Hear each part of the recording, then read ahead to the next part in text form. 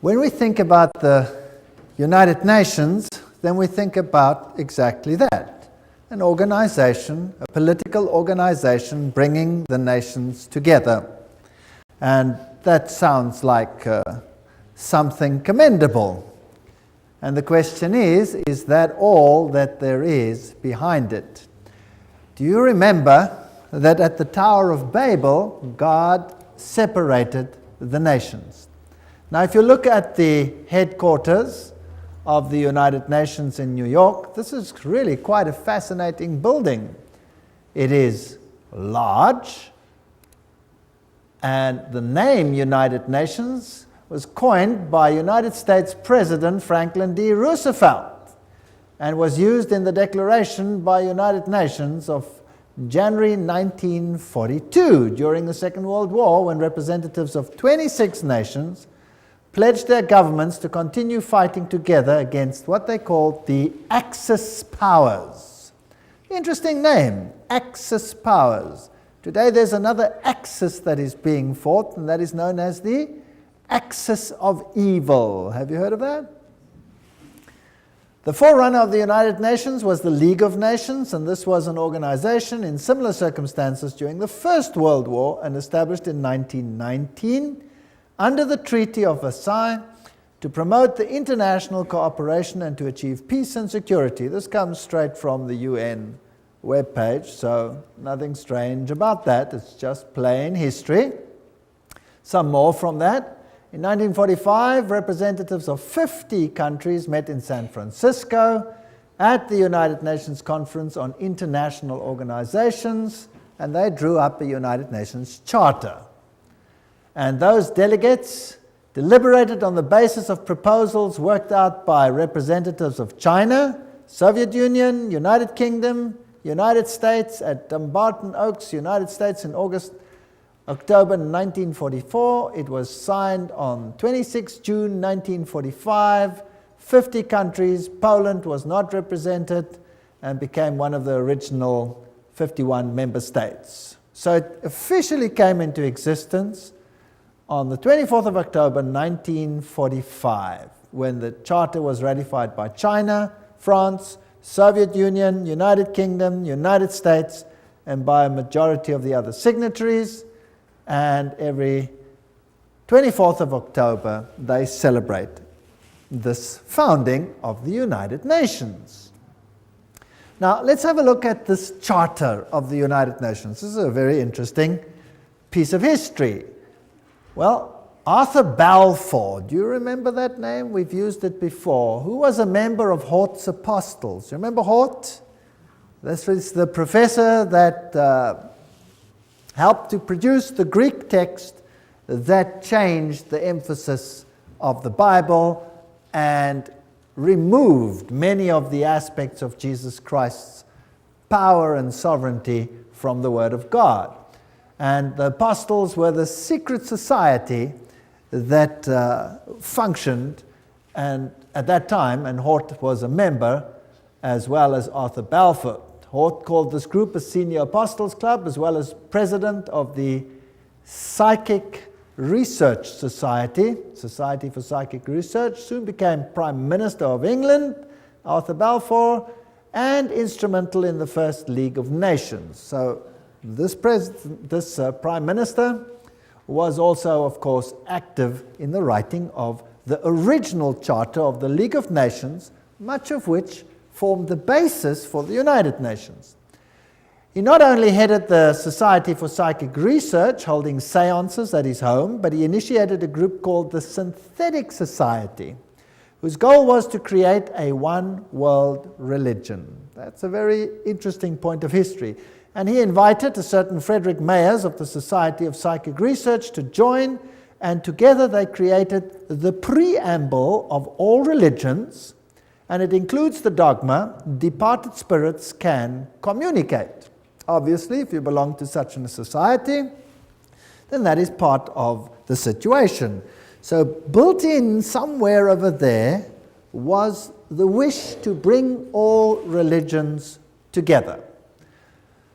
Now let's have a look at some of the historic figures of the United Nations. Alger Hiss, he became the acting Secretary General of the establishment of the United Nations. The April 16, 1945 issue of Time magazine called him one of the State Department's brighter young men. It was Hiss and Joseph E. Johnson who later became Secretary of the Bilderbergers. So here we have all the secret societies again, who wrote much of the United Nations Charter. So very high Freemasons, Bilderbergers, were responsible for this charter.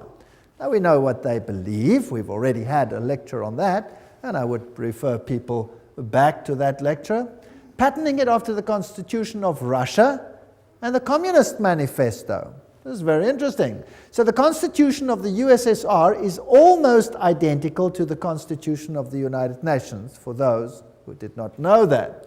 And there are all the references. Everything that I say is referenced. I'm just reading. So please, nobody get angry with me. Get angry if you want to with whoever set this thing up. I had nothing to do with it. Winston Churchill, the creation of an authoritative world order is the ultimate aim towards which we must strive, and the United Nations formed part of that. Charles de Gaulle, who was also instrumental, nations must unite in a world government or perish. So the big figures involved had this philosophy. Then there is a man, I don't know how to pronounce his name, Trygve Lie. The first official UN Secretary General was a high-ranking member of Norway's Social Democratic Party, which was, by the way, an offshoot of the Third Communist International. And then came a man, Dag Hammarskjöld. And he was the second Secretary General. He was a Swedish socialist. He openly pushed communist policy. And then came U Thant, the third Secretary General, and he was a Marxist. So here you can see how the philosophy in the beginning was programmed. Now, I would like you to understand that this is not a method to go anti-capitalist, because the United States was a signatory of this charter. So why would the United States actually sign something that was so obviously contrary to their own philosophy? Well, if you remember the Hegelian principle, where two opposing viewpoints are set into the world, and neither of them is really the viewpoint you want to achieve, what you really want to achieve is a synthesis between the two. So what you see actually is you see socialists in the overriding capacity of Secretary Generals, although whether they have Marxist leanings or capitalist leanings at that level doesn't make any difference. The method is just to bring about a synthesis, which is the desired government of all of them. So out of this chaos, you eventually get whatever you want.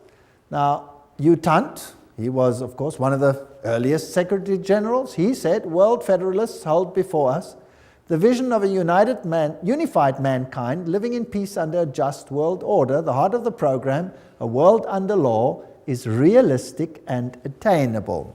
Just to remind you of what we have said before. And of course, behind the scenes, always you have the papacy. As you can see in all of these lectures, the papacy always very heavily involved. Here is Pope Paul VI with Secretary General U Thant. Now this man was a Marxist. Or let's rather put it this way. Publicly, he pushed a Marxist agenda. But if he was a true insider, then he had neither agenda, and this was just for an appearance sake, as Hegel also said. So it is not surprising that here we have a handshake with another Secretary General whose name was Waldheim. Now, what was the agenda, or what was the political view of Waldheim? Anybody know? He was a Nazi. Yes. So you can see the Hegelian philosophy coming out here. There you have Marxism, antithesis. There you have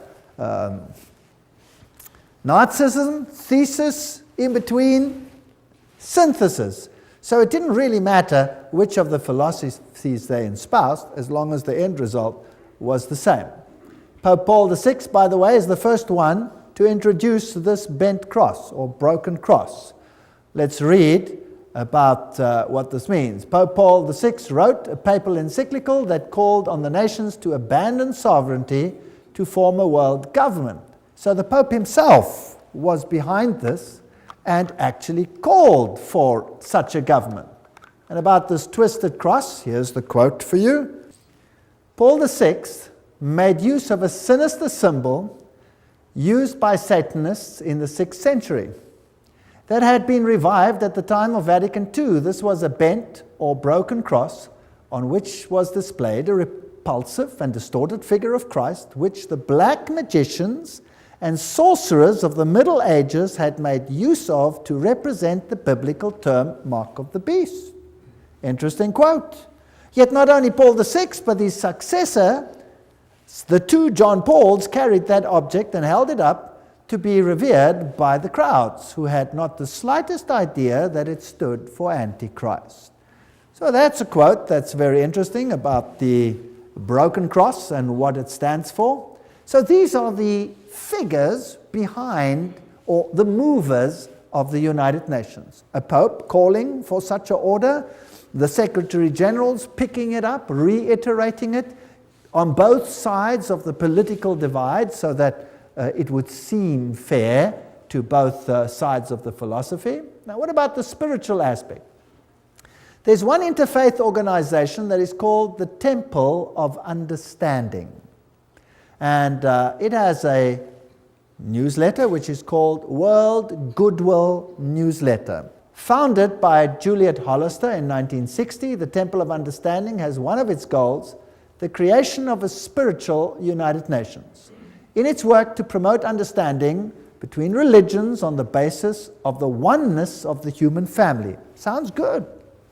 The temple has numbered among its members and supporters such influential world servers as U Thant himself. Well, there's the Secretary General. You can't go much higher than that. Eleanor Roosevelt. That's interesting. Thomas Merton, Jawaharlal Nehru, Anwar Sadat, Radhakrishnan, in addition to the main center of New York. So these are the top movers. So this is not some sort of little organization operating somewhere in the wings. This is a hub organization. And from where did they operate? Well, they were based at the Cathedral of St. John the Divine. That must be getting pretty boring by now, right? Always the same thing. The temple has active chapters in India, in the UK, representatives in Africa, Latin America, Asia, Middle East. This is a universal movement to bring all religions together. Now let's have a look at this interesting cathedral. There it is, the Cathedral of St. John the Divine. The cathedral is located at the 112th Street in Amsterdam Avenue, 1 block east of Broadway, the largest cathedral in the world. That's also interesting. The Cathedral Church of St. John the Divine in New York is the mother church of the Episcopal Diocese of New York and the seat of its bishop. Remember, that's where they had the female Christ and where they have the issue of ordaining homosexual bishops, and all kinds of interesting stuff happen at this episcopacy. Right, a little bit more history. Jim Garrison, president of the New Age Gorbachev Foundation, which was this foundation that was founded by Gorbachev in New York. He said, we are going to end up with the world government. It's inevitable. There's going to be conflict, coercion, and consensus. That's all part of what will be required as we give birth to the first global civilization. So that's the agenda that they have. Philip Jessup, a CFR member, World Court Justice, pretty high up people, writes, I agree that national sovereignty is the root of all evil. So nations will obviously have to relinquish their sovereignty to this organization without it appearing as if they're doing so. The Humanist Manifesto 2 states, we deplore the division of mankind on nationalistic grounds. We have reached a turning point in human history where the best option to transcend the limits of national sovereignty and to be moved towards building a world community. That's Humanist Manifesto 1 and 2. These are the official documents. Now this is a very interesting man, Robert Mueller. He's the former Assistant Secretary General to the United Nations, but he is today the mover in the spiritual field within the United Nations. He's also called the prophet of hope of the United Nations. He wrote, "We must move as quickly as possible to a one-world government, a one-world religion, under a one-world leader." That's very, very interesting. So these are the top movers. Now, the philosophy, I'm always interested in what the philosophy is and who's behind it. And again, we pick up the same old names over and over and over again. In the Aquarian Conspiracy by Marilyn Ferguson, a survey of New Agers showed that the leading influence on their spiritual awakening was, again, Pierre Teilhard de Chardin. Do you remember who he was? Jesuit priest. You see, they have Catholicism, the Jesuits, the top movers in the United Nations. Now, what did Robert Mueller, the former Assistant Secretary General, have to say? He wrote, "Teilhard de Chardin had always viewed the United Nations as the progressive institutional embodiment of his philosophy." Now, there is a Secretary General saying, or Under Secretary General saying, that the United Nations embodies the philosophy of Teilhard de Chardin. Now, what did Teilhard say? I've mentioned some of his philosophy. We'll look in a little bit more detail again. Teilhard wrote, "Although the form is not yet discernible, mankind tomorrow will awaken to a pan-organized world." Pan-organized world. Well, okay, what else do you have to say? Teilhard de Chardin influenced his companion, Father de Brévry, who inspired colleagues who started rich process of global and long-term thinking in the United Nations, which affected many nations and people around the world. Robert Mueller says, "I have myself been deeply influenced by Teilhard." So the Under-Secretary General of the United Nations, who's today entrusted with the spiritual aspects of the United Nations, plus its education program, says he's influenced by Teilhard de Chardin. And Robert Mueller writes, "Most of all, they taught me happiness." His work, he says, "Any Teilhardian will recognize in this the spiritual transcendence which he announced so emphatically as the next step in our evolution." So there's going to be a spiritual transcendence from what appears to be political over to the spiritual. All right, we've already seen in a previous lecture that he was a French Jesuit priest, a eugenist, a Marxist, a pantheist, a evolutionist. He might have even been involved in the Piltdown hoax. He was a humanist and a proponent of a one-world government, and he's the father of the New Age. So he's a very prominent man, seems to have been very busy.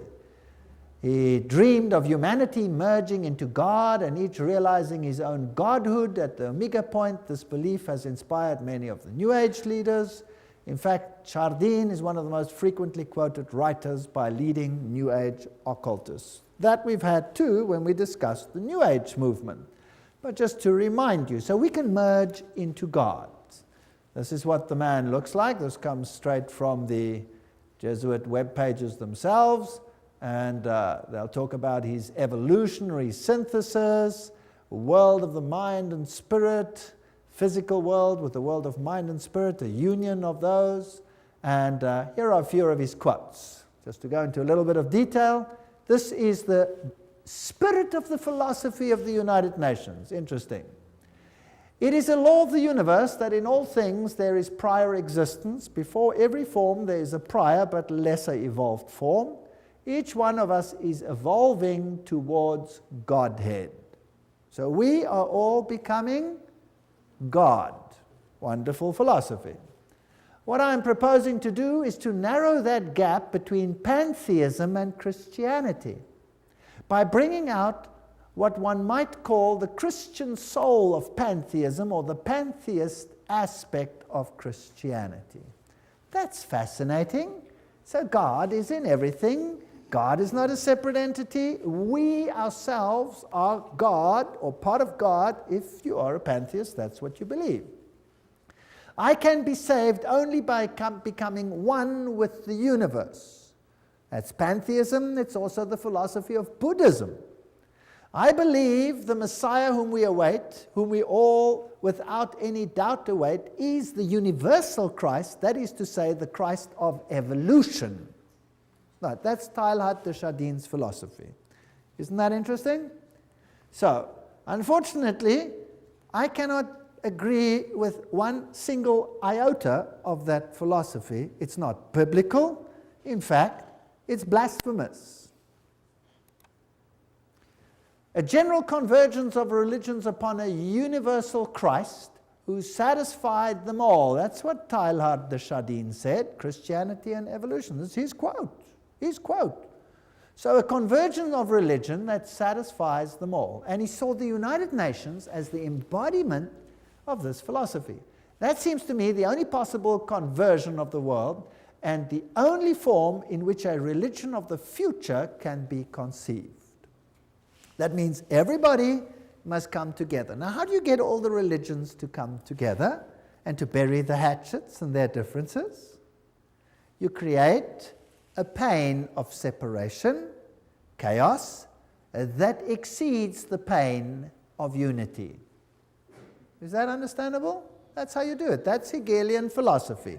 That is Freemason philosophy. So today we're in the pain stage, and the next phase will be unity or inexplicable pain.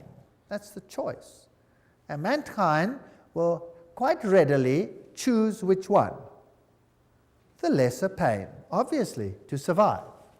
Now let's have a look at all these secretary generals and whether they are actually embodying this philosophy or not. This is Dag Hjalmar Agne Hammarskjöld. He was the Secretary General of the United Nations from 10 April 1953 to 1961. Then he met his death in a plane crash, and he was the fourth son of the Prime Minister of Sweden during the years of World War I. He was the first one. Now, what did he do in the United Nations? Well, one of the first things he did was to produce or create a prayer room. And there it is on the left-hand side.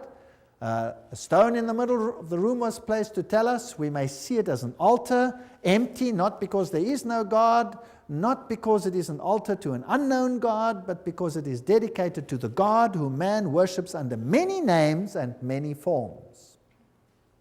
Very interesting. So there is this prayer room with only this stone altar, which is built to be shaped like a rectangle, if you like, which has certain interesting meanings, and the whole building, the whole room, has the shape of a trapezoid. Now, what does that mean? Well, there's also an all-seeing eye, and that symbol that we see over here amongst the Hittites is also the symbol, if you look carefully, of the United Nations, which has the laurel wreath and which has the face up there, which is just replaced with the earth.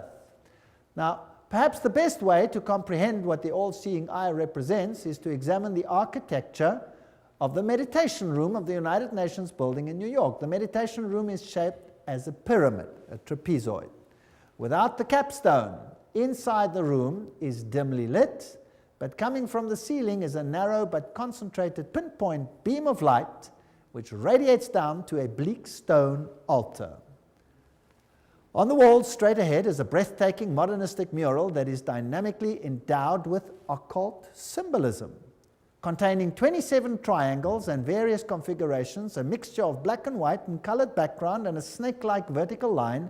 At the center is the all-seeing eye, which grips the millions of annual UN visitors with its stark beckoning image of suspicion and omnipresence. This is the quote from Tex Mars. And some more quotes. The meditation room faces north-northeast. To enter the room, one must proceed from darkness into light. Indeed, the middle order of the Satanic Brotherhood is called the Order of the Trapezoid. That's very interesting. And Anton LaVey, who is the founder of the Church of Satan, refers to an occult principle known as the law of the trapezoid. So we seem to have a very occult room here, which is dedicated to a god that can be served under any name.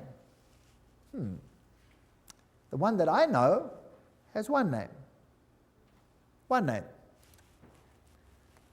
One could tell several moving stories, writes Robert Miller, the spiritual godfather, if you like, of the United Nations and the former Under-Secretary General. One could tell several moving stories of the spiritual transformation of the United Nations has caused, to the point that this little speck on earth is becoming holy ground. For example, the rational intellectual economist Dag Hammarskjöld found God at the United Nations and inspiration for his work as a world servant in the mystics of the Middle Ages. Oh, so he didn't find it from the Bible, he found it where? From the mystics. Towards the end of his markings overflow with spirituality and mysticism. There you are, the words of the United Nations themselves, or their representatives, telling us how this inspiration came about. Now let's go back a little bit to Foster and Alice Bailey. These were Alice A. Bailey, the one who received dictated messages from Dwal Kul and who is known as the prophetess of the New Age. They started a group called World Goodwill, an official non-governmental organization within the United Nations. The stated aim of this group is to cooperate in the world of preparation for the reappearance of the Christ. So the United Nations, in other words, is an organization preparing to get all the governments together, yes. But that is just on a political level. The agenda behind it is to bring all the religions together and to prepare it for the coming of Christ. Which Christ? Not Jesus Christ, but the cosmic Christ, because Jesus Christ is not coming, as we will see in a future lecture, to do what they think is going to happen. Their Christ wants to have a kingdom here on earth, but God says, my kingdom is not of this earth. Now, let's have a look at this man, Robert Miller. There he is, Dr. Robert Miller, former Assistant Secretary General of the United Nations, Chancellor of the United Nations University of Peace, and he's chairperson of the Peace Party 2000. He's a very prominent man. What does he write? Robert Miller. Decide to open yourself to God, to the universe, to all your brethren and sisters, to your inner self, to the potential of the human race, to the infinity of your inner self, and you will become the universe. You will become infinity, and you will at long last, you will be at long last your real, divine, stupendous self. There you have the same philosophy. So what is he saying? That we can become gods. All right, so that is the mover and the shaker of the philosophy of the United Nations. Robert Miller writes in World Core Curriculum the following. Now this is stunning. The underlying philosophy upon which the Robert Miller School, now what is the Robert Miller School? We'll have to come to that. Robert Miller School is the education program for the entire world as will be enforced by the United Nations. That's scary. Let's read on. The underlying philosophy upon which the Robert Miller School is based will be found in the teachings set forth in the books of Alice A. Bailey. Hello? The books of Alice A. Bailey were published originally by Lucifer Publishing Company, which, because of all the flack, they changed to Lucis Trust. Isn't that correct? The school is now certified as a United Nations associated school providing education for international cooperation and peace. Okay, this is big business. So the philosophy is based on Luciferian channeled writings preparing for the coming of Lucifer. And remember what they said. They were quite open about it. Alice A. Bailey claimed evidence of the growth of human intellect along the needed receptive lines for the preparation of the New Age can be seen in the planning of various nations and in the efforts of the United Nations to formulate a world plan. From the very start of this unfoldment, 3 occult factors have governed the development of all these plans. Now, can you see why I call the lecture the UN and the occult agenda? Because Alice A. Bailey says there were 3 occult plans, and Robert Miller says, yes, we follow the writings of Alice A. Bailey. She did not spell them out, but she did state, within the United Nations is a germ and seed of a great international and meditating reflective group, a group of thinking and informed men and women in whose hands lies the destiny of humanity. Ooh.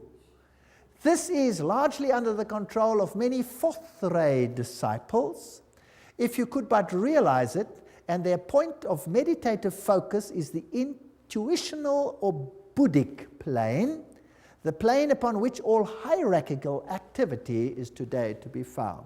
That's about as occult as you can get. What she is saying is that the inner core of the United Nations is controlled by people who are under the control of Lucifer. That's what she's saying. She's saying it's demonic. And it's out of her words, not mine. I'm just reading. That's what's such fun about all of this. Helena Petrovna Blavatsky, founder of Theosophy. She was the forerunner, of course, of the Bailey books. And Theosophy was then taken over by Annie Ward Basant over here, and then taken over by Alice A. Bailey.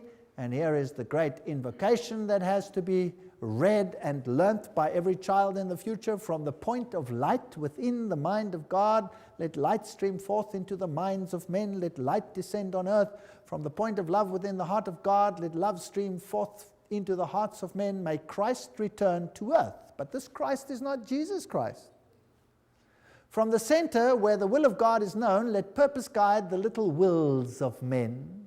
Oh, how neat. It's so derogatory. The purpose which the masters know and serve. What arrogance. From the center which we call the race of men, let the plan of love and light work out, and may it seal the door where evil dwells.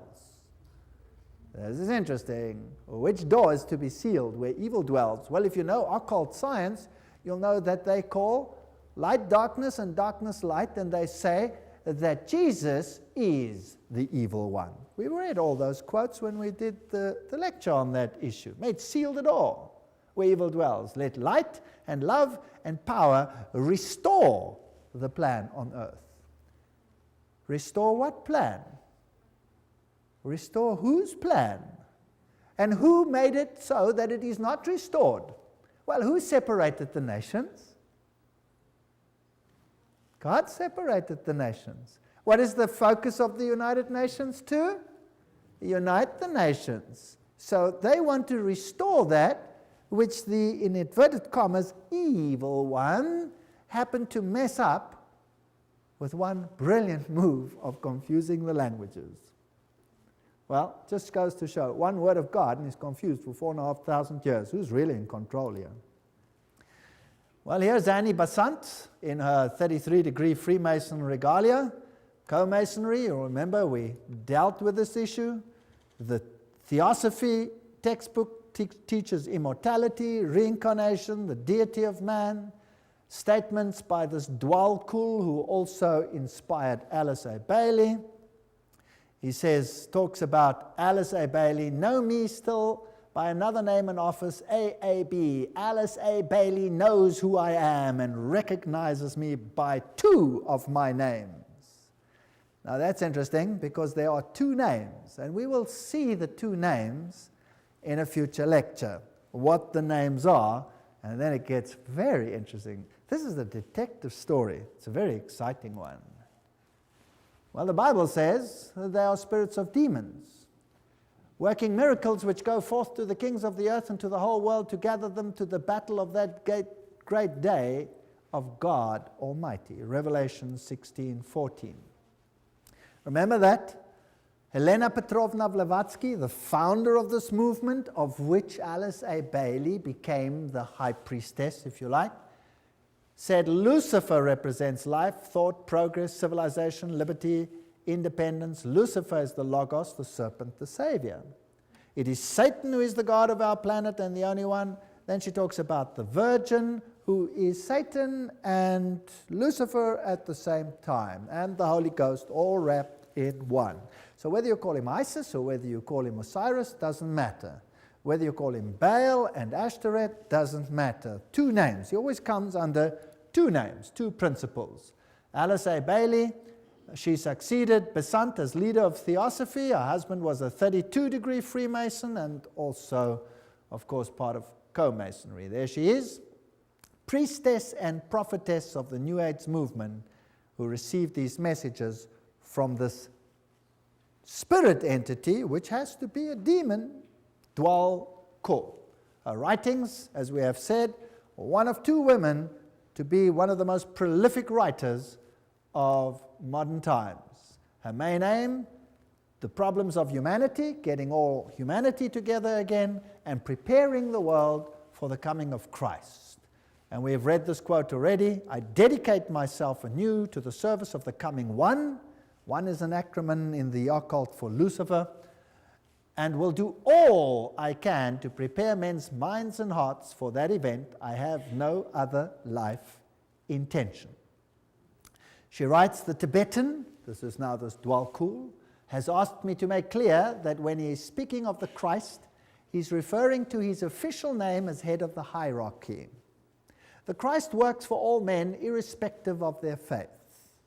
He does not belong to the Christian world any more than to the Buddhist or Mohammedan or any other faith.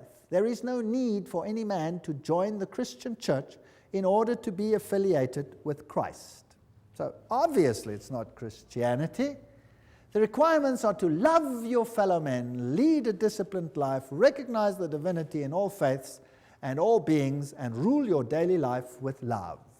First of all, he will come to a world which is essentially one world, Alice A. Bailey wrote. So it doesn't even have to be a fully united world. The major effect of his appearance will surely be to demonstrate in every land the effect of a spirit of inclusiveness. Now, I want you to ponder this. This is very important. So his main aim will be to develop a spirit of inclusiveness.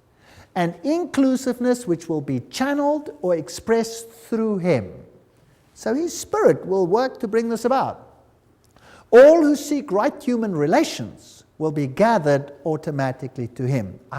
So not all who seek Jesus Christ, no, all who seek right human relations. Can you see the emphasis to mankind again? All who seek these will automatically be gathered to him, whether they are in one of the great world religions or not. So we need a spirit of inclusiveness. But let's continue. All who see no true or basic difference between religion and religion, or between man and man, or nation and nation, will rally around him. Now, those who embody the spirit of exclusiveness and separateness will stand automatically and equally revealed, and all men will know them for what they are. Oh, nice. What does the Bible say on this issue? The Bible says, come out and be separate. The Bible asks for a spirit of separateness. The United Nations, by its very nature, has no option but to ask for a spirit of inclusiveness. But now, what if the high movers behind the scenes are actually occultists and Luciferians? Wouldn't that be kind of scary? Because who would be the head honcho of the team then, behind the scenes? Satan. Satan would be the head honcho. He would be the main guy. Now the trouble is, this difference. Those who say, come out and be separate, they're going to be in trouble. Those who say, well, let's be inclusive, they'll be okay. The reply comes with clarity. He will come unfailingly when a measure of peace has been restored. We don't have to have world peace, just a measure of peace. Alice A. Bailey continues, the major required preparation for the coming of the Christ is a world at peace. However, that peace must be based on an educated goodwill, which will lead inevitably to right human relations, and therefore to the establishments on lines of light between nation and nation, religion and religion, group and group, man and man. So the only way we're going to have this community is by putting everybody into the melting pot and becoming one. That means giving up your differences. Discover the members of the new group of world service whenever possible and strengthen their hands. Look for them in every nation and expressing many lines of thoughts and points of view. Remember always that in doctrine and dogma and in techniques and methods they may differ widely from you, but in love for their fellow man, that has become the religion of the new world. Not love for God, love for the fellow man. In practical goodwill and in devotion to the establishment of right human relations, they stand with you. They are your equals and can probably teach you much. So forget all about the religious differences. Promote ceaselessly the work of world goodwill so that every nation may have its own group of men and women dedicated to the establishment of right human relationships. The whole power has to shift to man rather than to God. It is on the foundation of this teaching that Christ will raise the superstructure of the brotherhood of man for right human relations on expression of the love of God. And this is all we hear in the sermonizing of the New World. What is important is right human relations. What is important is that we accept one another as we are. And it goes on and on and on and on. But faithfulness to God, biblical principles, no, they have to be given up. Share International says, but the day will dawn when the vision of the United Nations will save the world, and when the reality of the United Nations starts bearing fruit, then the breath of immortality will be a living reality on earth. And there is the spiritual leader of or the present priest, if you like, in the United Nations, the Hindu Sri Chinmoy. He says the United Nations is the way to oneness that leads to the supreme oneness, capitalized. It is like a river flowing towards the source, the ultimate source. And the United Nations becomes for us the answer to world suffering, world darkness, world ignorance. The inner vision of the United Nations is the gift supreme. And this will be realized no matter how many years it takes. The Dalai Lama says in the sphere of international relations, the sense of greater shared responsibility is particularly needed. Today, when the world is becoming increasingly interdependent, the dangers of irresponsible behavior have dramatically increased. Unless we realize that we now are part of one big human family, we cannot hope to bring about peace and happiness. So all the world leaders are saying these things. And the United Nations, with its symbolism of this ancient laurel wreath around a globe, is nothing other than the emulation of an old pagan ideal, which Lucifer once more wants to realize in the world that we live in today. As we have seen, the symbol of the United Nations is very similar to the old Hittite symbol, where you had in the center the face of the sun god, and now you just have a web, if you like, a spider's web, which is the symbol of Lucifer, and the encompassing earth. And of course, the laurel wreath was a symbol of all the ancient deities. So we find all for one, all together now, we are the world, was the 50th celebration of the United Nations. The New Age agenda was to merge God and nature. That's what Teilhard de Chardin, the father of the philosophy of the UN, said. We must become pantheistic, eradicate male-female distinction, world peace, nuclear disarmament, one world government, one world religion. The organizations leading up to this, the United Nations, of course, Council of Foreign Relations, Trilateral Commission, Bilderbergers, Gorbachev Foundation, and the Club of Rome. And they've already put up a constitution which is known as the Constitution for the Federation of Earth. So we already have a world constitution. Now, obviously, if you want to bring about a situation like that, you have to influence the education of the world so that the mindset and the thinking of people is changed. So education is a very important point. This comes straight from their own web pages. Wow, you cannot say this is hearsay. It comes straight from them, unol.org. The world will not change and find peace if there is not a new education. Utant, former Secretary General of the United Nations. We need a new education. The old one's no good. The former director of the World Health Organization, Dr. Brock Chisholm, of course that's also a United Nations organization, says, to achieve world government, it is necessary to remove from the minds of men their individualism. That's kind of scary, don't you think? Loyalty to family traditions. Oh, that's even worse. National patriotism and religion's dogmas. Now, these are the movers of the United Nations. Your individualism must go. You must become a number.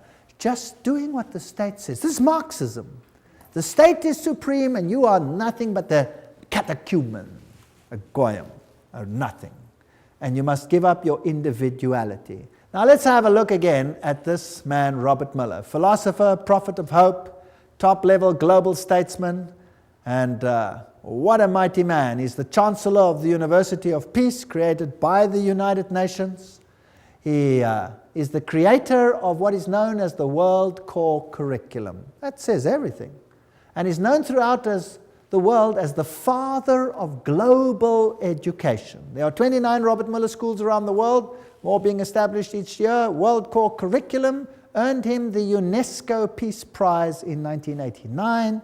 He has recently drawn up a framework for world media coverage. What you see on your television is what you're supposed to see, not what you should see. As a public service, as well as a framework for planetary and cosmic consciousness. Wow, so your mindset, your cultural mindset must be changed, your framework for the arts and culture. These are occultists speaking. After all, he said so himself. He says he follows Alice A. Bailey. He's the author of the World Core Curriculum. What does that do? Everything is a quote. Steer our children towards global citizenship, earth-centered beliefs, socialist values, the collective mindset, which is becoming a requirement of the 20th century workforce. Your children will have to be modified. We are living in a frightening world. Robert Miller, what does he write about a World Core Curriculum? He says a World Core Curriculum might seem utopian today, but by the end of the year 2000, have we passed that? Yes. It will be down-to-earth daily reality in, what does it say there? All the schools of the world. Now, believe you me, I have been in the education system. I officially left the education system 1 month ago.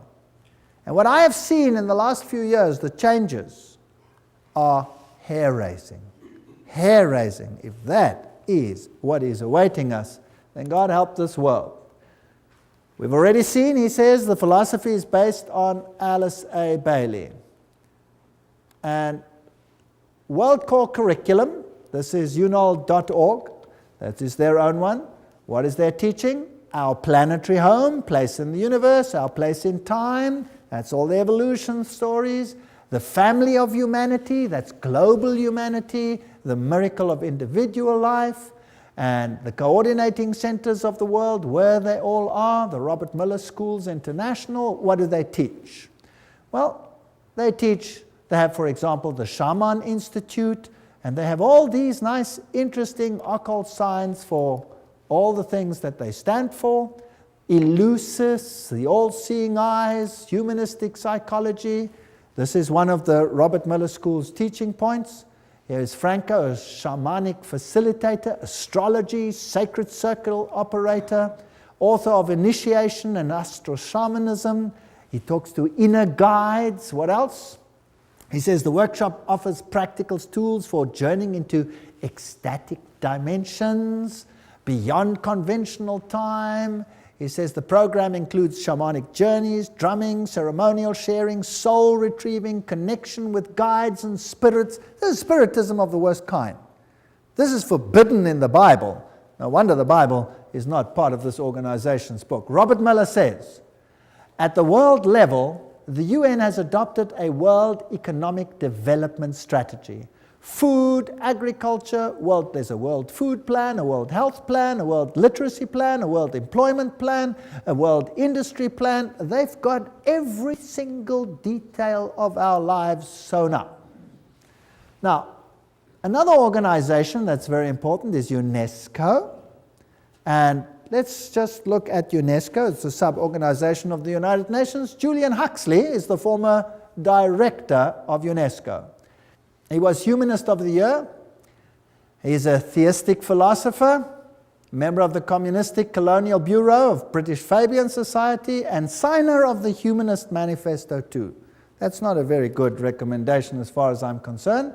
Some more. Skull and Bones member Archibald MacLeish wrote the UNESCO Constitution. So he must be an Illuminati member, as we saw in that lecture on the secret behind secret societies. So Freemasons helped create the organization, a fervent international MacLeish. He is associated with One Worldism. Here's another one. Niebuhr is UNESCO's co-founder, and he signed Siecus. Now what does that mean? Which appeared in 1969, and they printed it in the New York Times then. What is Siecus? These are the founders. It is the position of Siecus that contraceptive services should be available to all, including minors, who should enjoy the same rights of free and independent access to contraceptive care as do others. It is the position of Siecus that the use of explicit sexual material, sometimes referred to as pornography, can serve a variety of important needs in the lives of countless individuals.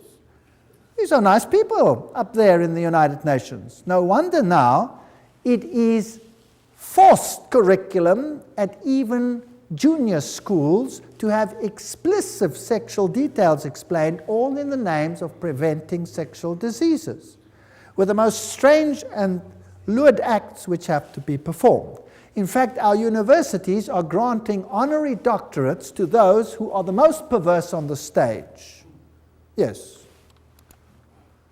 Huxley, who was the initial chairman, in its educational program can stress the ultimate need for world political unity, familiarize all people with the implications of transfer of full sovereignty, and etc., etc. So these people are all birds of a feather. UNESCO explains, if UNESCO is attacked on the grounds that it is helping to prepare the world's people for world government, then it is an error to burst forth with apologetic statements and denials. Let us face it, the job of UNESCO is to help create and promote the elements of world citizenship. When faced with such a charge, let us by all means affirm it from the housetops. That's what UNESCO says itself. So they're not denying anything. Under Huxley's guidance, they prepared a guidebook for teachers. Now, I would like the parents to take a note. Everybody with little children, or have children with little children, take note. What is the United Nations Guidebook for Teachers? It says, reminds them that the destruction of a child's love of country and patriotism is the first step in educating that child for world citizenship. Now let's have a look at what the guidebook contains. Volume 5, page, on the opening page. In the classroom with children under 13 years of age, before the child enters school, his mind has already been profoundly marked, often injuriously by earlier influences, first gained, however dimly, in the home. Oh, that's interesting. So this must be changed. Who is putting these thoughts into the minds of children then? The parents. That must be changed. So UNESCO's aim is to change the mindset of your children, to turn it against any values that the parents might instill in the mind of that child. Isn't that breaking the fifth commandment, yes or no? Honor your father and your mother that you may have a long life. Isn't this breaking the fifth commandment? I think it is. On page 8, the teacher is told, the kindergarten or infant school has a significant part to play in the child's education. Not only can it correct many of the errors of home training, but can also prepare the child for membership at about age 7 in a group of his own age and habits, the first of many such social identifications that he must achieve on his way to membership in a world society. Aha, the kindergarten. So now, the governments of the world are saying, you must send your kids to school earlier. Did you know that? That the governments are beginning to say that? And England now passed a rule when? This year. This very year. Guess when kids go to school from this year onwards in England? Age 3. Yes, age 3. You have to send them to preschool.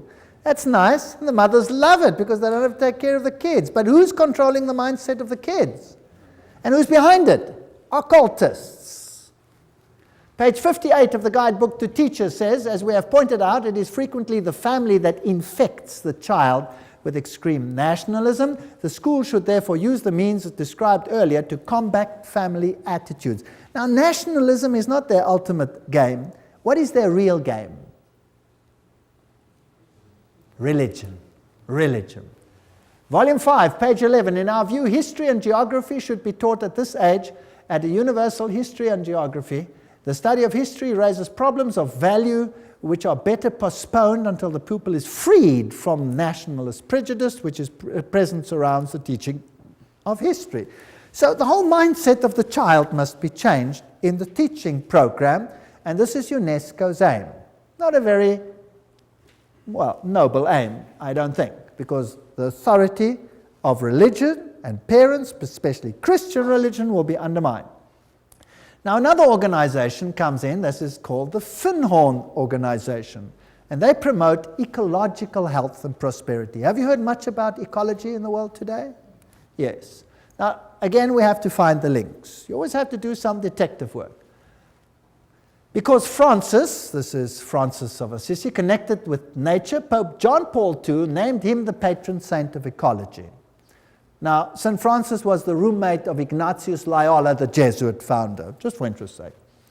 It is on St. Francis Day that thousands of people flock to St. John the Divine, oh, how boring, Cathedral for the blessing of the beasts.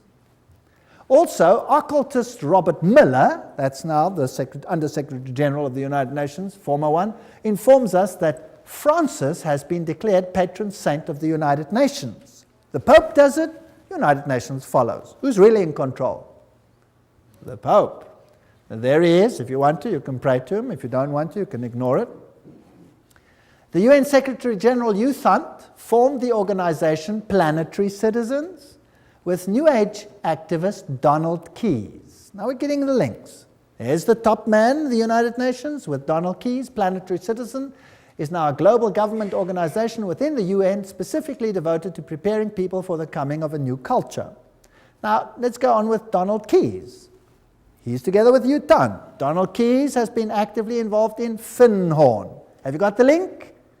United Nations, Secretary General Youth Hunt, Donald Keyes, Finhorn. In Scotland and writes regularly for its magazine One Earth. Keyes wrote, the New Age groups are focusing on entering a new stage, a world-related stage. They are becoming mature enough to begin to shoulder some of the load of humanity's burdens. The spread of New Age values as unifying yeast in the human loaf may be the critical ingredient for successful emergence from the 1980s onwards. Now let's see what Finhorn is all about. Here we go. Their logo is the flame of Lucifer. They use occult symbols, they use the lotus flower, they talk about divinely ordinary, divinely human. So what are they saying? We're God, and God spoke to me. Now who's that God that speaks to them? Well, let's ask their spokesman. This is David Spangler. There's one of his books, Parent as Mystic, Mystic as Parent. So this is what your education is going to do to your kids. Do you know that? David Spangler, co-director, spokesperson for Finhorn community in northern Scotland. That's what he looks like today. Let's see what he says. He writes in the Reflections of Christ, the true light of Lucifer cannot be seen through sorrow, through darkness, through the rejection. The true light of this great being can only be recognized when one's own eyes can see with the light of the Christ, the light of the inner sun. Lucifer works within each one of us to bring us to wholeness. And as we move into the new age, which is the age of man's wholeness, they love that word, wholeness. Each of us in some way is brought to the point which are termed Luciferic initiation. The particular doorway through which the individual must pass if he is to come fully into the presence of his light and wholeness, Lucifer comes to give us the final gift of wholeness. So who are these people actually worshipping? Lucifer, directly. Lucifer prepares man in all ways for the experience of Christhood. Oh, we become Christ. And Christ prepares man for the experience of God. But the light that reveals to us the presence of the Christ, the light that reveals to us the path of Christ, comes from Lucifer. He is the light giver. He is aptly named the morning star because it is his light that heralds for man the dawn of a greater consciousness. David Spangler. There he says it, straight out. David Spangler writes, we can take all the scriptures and all the teachings and all the tablets and all the laws and all the marshmallows and have a jolly good bonfire and marshmallow roast because that is all they are worth. Okay. I don't think they like the Bible very much or the law of God. These are the movers and shakers of the United Nations. They're waiting for a new economic order. Well, I'm not going to go into those details. We affirm that the economy of all nations is a seamless web. They want to join it together, and a new international economic order. That's World Goodwill Commentary, all there by itself. We, the members of the United Nations, solemnly proclaim our united determination to work urgently for the establishment of a new economic international order. The whole world is going to be controlled at every single level by these people. A complete change in the world's financial and economic order is imperative. Benjamin Cream, spokesman for Maitreya. So, UN General Assembly says new international economic order. And so we have all these strange happenings. Buckminster Fuller says, don't give me any other job. Just let me be head of the World Food Authority and I'll have the whole world at my feet tomorrow. They're going to use food to create enough tension to make everyone accept this. Benjamin Cream also wrote, the industrialists, economists, administrators of great experience and achievement who with a hierarchy, that's a bunch of demons by the way, have worked out plans and blueprints which will solve the redistribution problems of the world when the political will is there to implement them. So that means when they start stealing from those who have and give it to all the others. Maitreya himself, this New Age Christ. The UN is the major hope of the world. In its interrelationships, we can see democracy writ large, the symbol for the expression of God's will that men call goodwill. With the advent of the Christ, this goodwill will bring all men and all nations into correct relationships and create the necessary circumstances for the expression of that synthesis which will be the outstanding keynote of the coming civilization. In this vast enterprise, the UN will play a major role. Remember Revelation 17? The 10 horns you saw are 10 kings who have not yet received a kingdom, but for 1 hour will receive authority as kings along with the beast. They have one purpose, to give their power and authority to the beast, and they will make war against the Lamb. 10 regions, according to Gary H. Carr, the Club of Rome divided the world into and wrote the new constitution. And we have this new civilization, and it was held at the Fairmont Hotel, Masonic Auditorium in San Francisco. Conference document says, we are experiencing the birth of a first global civilization, a historic, timely global initiative, 1995. And there it was, and they were ready for it. CIA, NATO, MI5, CRI, all of these have occult symbols in them, which we don't have to go into details. The Trilateral Commission, the 666 is in the Federal Reserve. SSS, that was the original 6th letter of the Greek alphabet. F is the 6th letter of our alphabet. This all spells 666. Now, what about these world religions? Now, this is the crux of the matter. And if we can concentrate on this issue tonight, this will be the hub of what is going to happen. Was it not inevitable that the UN would sooner or later also acquire a spiritual dimension? That's what Robert Miller says, the big man behind world education, world media, University of Peace, all of these things. Robert Miller writes, there's a famous poster which shows Christ knocking at the tall United Nations building, wanting to enter it. I often visualize in my mind another, even more accurate painting, that of the United Nations, which would be the body of Christ. Interesting. Doesn't Christ say, my kingdom is not of this world? So this is another kingdom, and this Christ is definitely not Jesus Christ. He then refers to Pope John Paul said that we are stone cutters and artisans of a cathedral which we might never see in its finished beauty. This is Masonic language that Pope John Paul II is talking about. The tapestry of its work encompasses the total condition of humankind on this planet. All this is part of one of the most prodigious pages of evolution.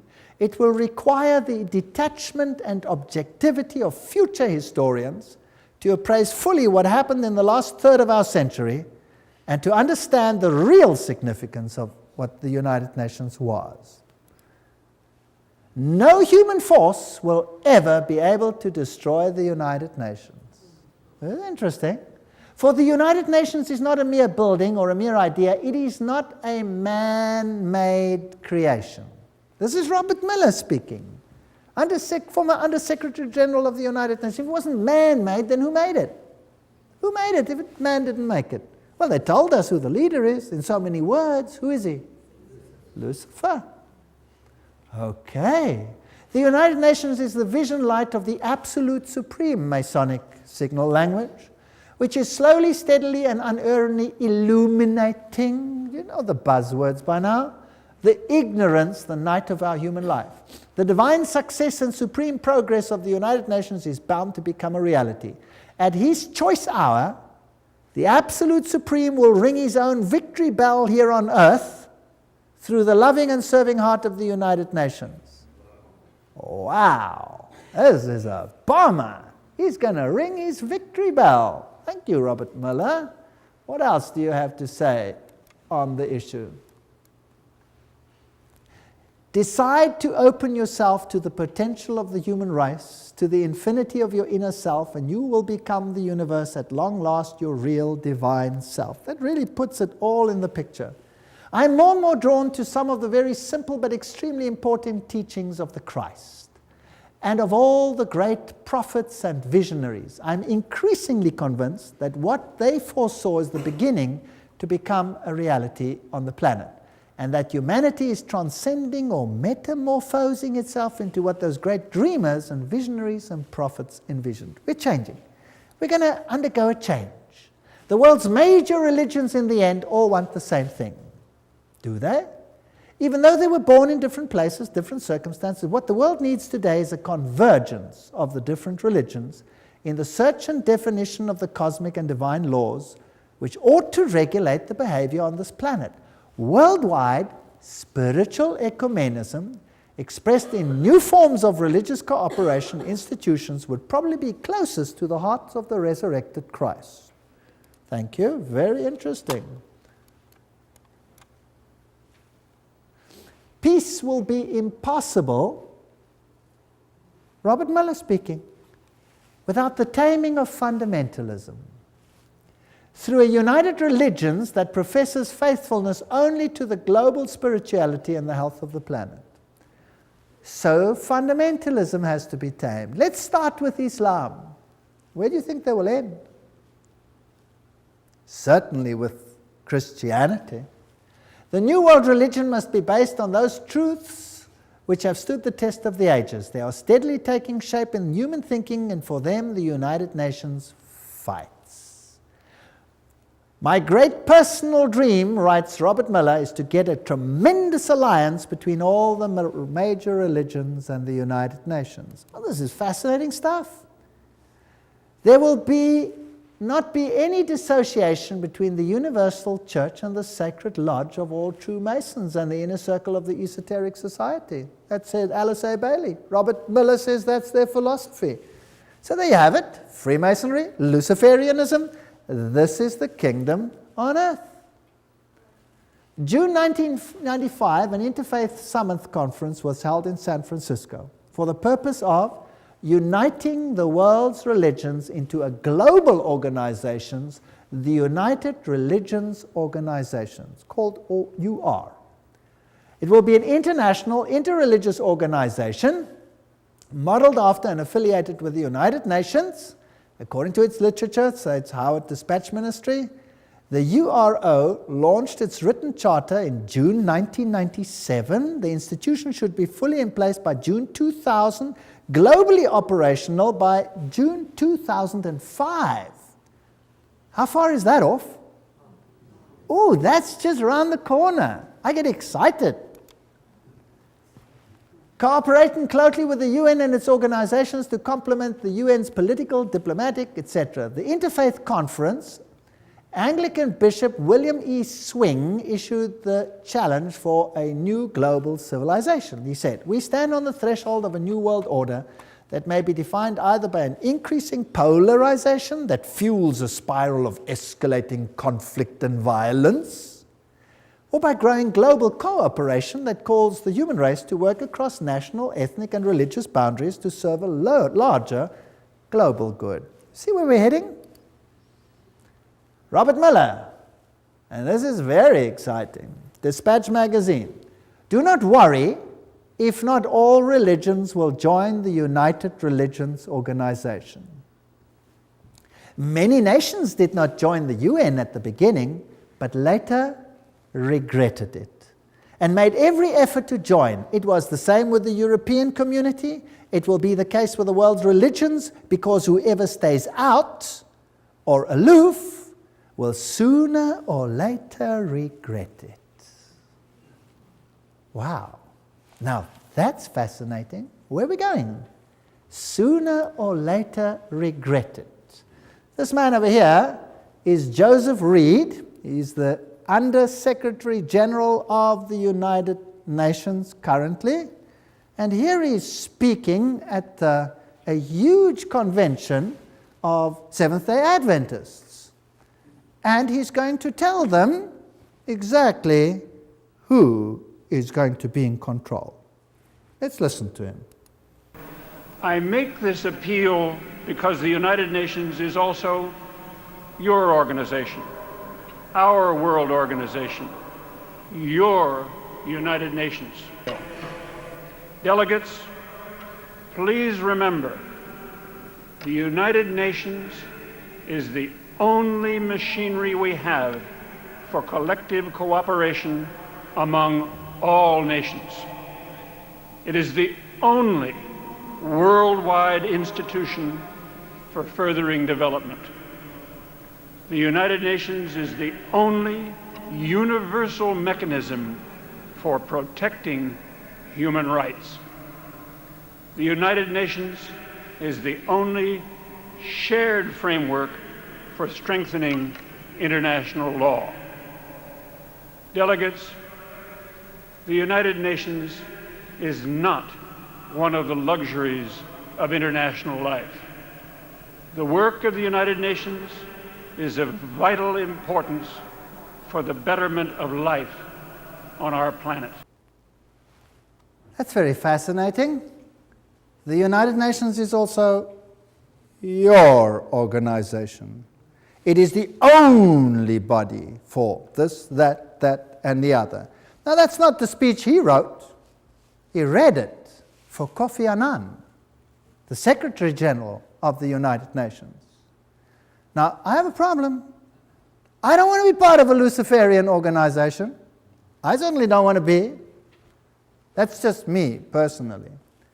The mystical tradition in the mainline denominations easily interact with those of the heathen religions of the world. Meditation practices, visualization techniques, breathing exercises are now being used to tap into spiritual realm, and such religious leaders as the Pope and the Dalai Lama are very much on the same plane. Discernment Newsletter, 1996. A religion to fit everyone. Goals of this one world religion, world goodwill, remember this is all UN-affiliated organizations, founded by the very highest level of people. The churches and the world religions should indicate the unity within all facets of truth, which will provide a universal platform, one to which all men everywhere could give allegiance. Such a platform should include the truth that all men are divine. Thank you. Can we do that? Yes or no? I hope not. The truth that evolution governs the growth of the human being.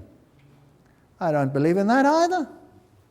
Each individual is a god. All men are divine, and the belief in evolution, the fact of immortality and of eternal persistence, reincarnation, arising from man's essential divinity.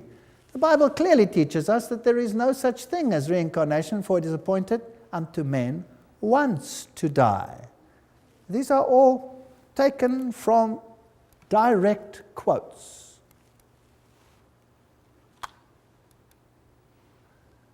Preparation by men and women of goodwill is needed to introduce new values, new standards, and new attitudes, prepare for a coming world teacher, requirements of a new world order, and a reorganization of social structure. I want nothing to do with that.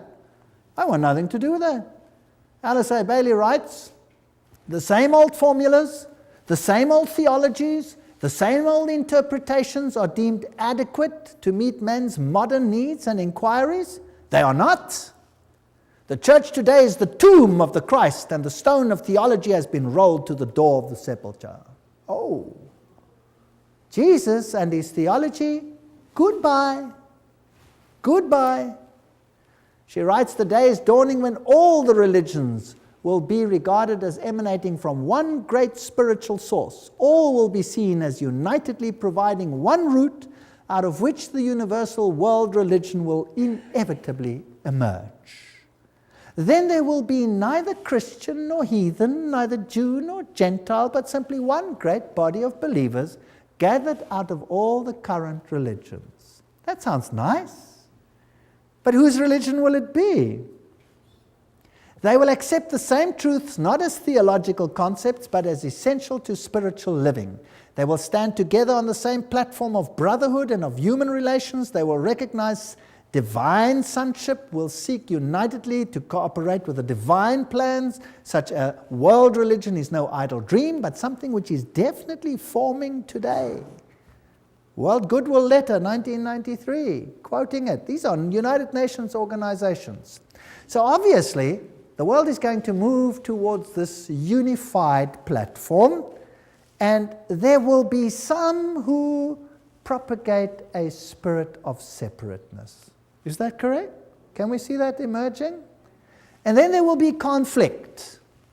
And Robert Miller says that those who do not want to go along with this will sooner or later come to regret it. So obviously we're heading for a clash.